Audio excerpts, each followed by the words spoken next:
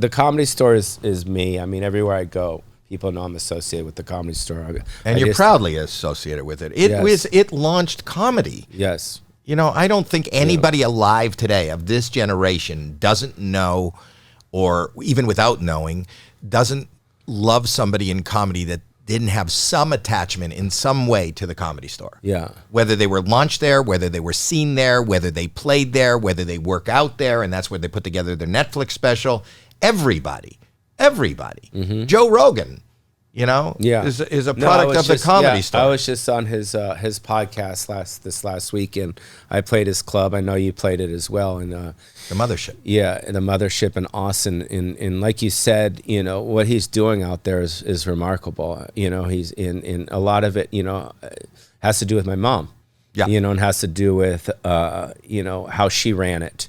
And that's why I love being there. I love physically being at his club because I feel my mom's focus there. And people ask me about the club. They're like, what's up with the club? I'm like, there's just a focus there that, you know, it was like it was when my mom was running the club. I said that to him too. You know, I did his podcast a couple of weeks ago, and I dropped in on his club. We did the Moon Tower Just for Laughs Festival. You know, I do the Just for Laughs Festival, which is I'm one of the owners of, but I dropped in on his club, and I said, not since the mid '70s, late '70s, and early '80s have I felt that kind of excitement around a comedy club. There's 4 shows a night which are lined up around the corner.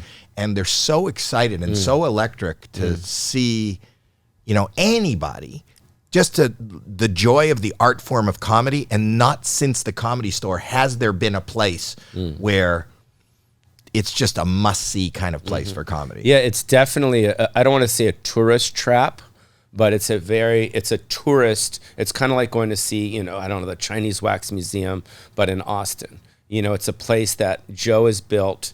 And they're you know, it's just everyone wants to go. Like you said, it's lined up.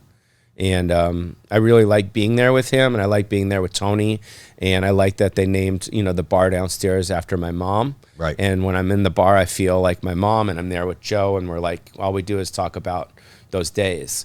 And we all get emotional, and you know, we all miss my mom because she wasn't just my mom; she was all your guys' moms. She really was.